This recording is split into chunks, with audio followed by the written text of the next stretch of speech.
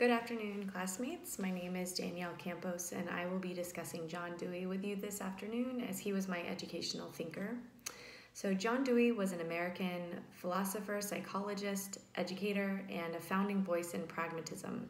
He was born in 1859 and so was alive to see the significant impact of the Industrial Revolution.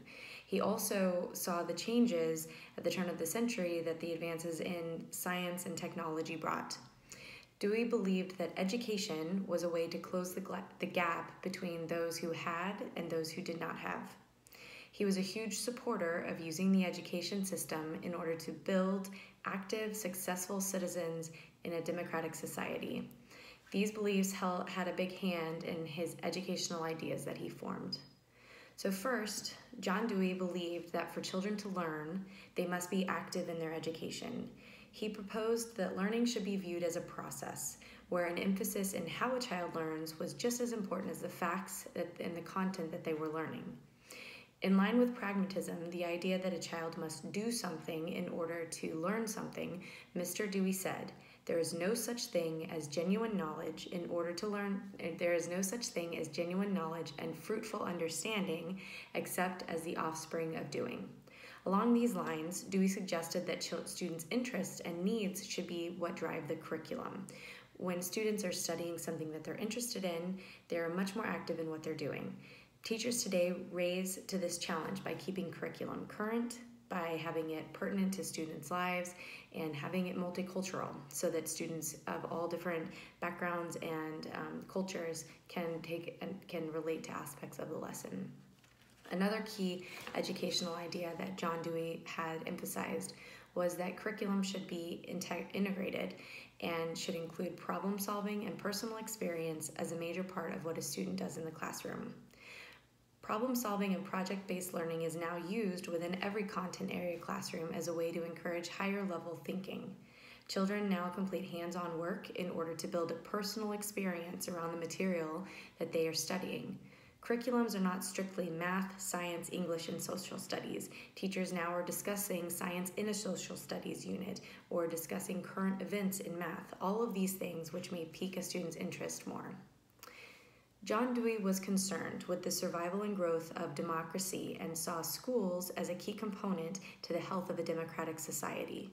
He argued that by developing social skills in schools, in encouraging respectful and communal environments in the classroom, providing children with a voice in their schooling, that students would become better citizens for our society as a whole.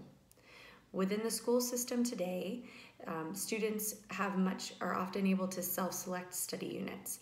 They can pick the content that they want to study. There's also student governments that exist at every level of our education system, and most students do post a policy of having respect in the classroom.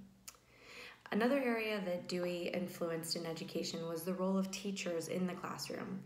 Dewey believed that teachers should be mediators in a classroom rather than an omnipotent authoritative figure.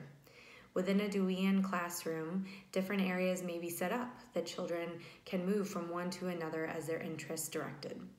Teachers are there to guide students, to answer their questions, and to learn with them. Dewey also emphasized the importance that a teacher know their students on an individual basis, because as individuals, they all will learn differently and have different needs. By being in touch with their students, a teacher is more effective. So while the ideals of Dewey have had a significant impact on education, not everyone buys into this style of teaching. Dewey's philosophy, pragmatism, is not always well received by Christian educators, as it is a human-centric philosophy that says all knowledge comes from the individual and the experiences that they have, which contradicts the Christian belief of God as the absolute being with all knowledge. Some more extreme and conservative groups identify John Dewey and the impact he has had on the American education system as responsible for what is referred to as a crisis of character in our recent generations. These groups claim that he has decreased the authority of teachers and other educators in the classroom and has allowed children to impulsively study what interests them rather than what is most important as far as content is concerned, and that he has removed the structure of the traditional curriculum so that students have no sense of work ethic. These critics argue that the result of this loose education system, where the student is the center character, is the basis for violence, disrespect, and the low performance that we see occurring in our schools today. I do not agree with these criticisms, but I do understand where a Deweyan style of education, if not well understood by those facilitating a classroom or a school, could lack direction. I also see where communicating progress and standards to stakeholders could be a challenge if all of the students are on their own program. Despite the criticisms found, it is my opinion that the educational ideas of John Dewey has been a very positive influence on our American education system, as well as other national school systems. Thank you for your time, and please refer to the attached reference sheet for any additional reading.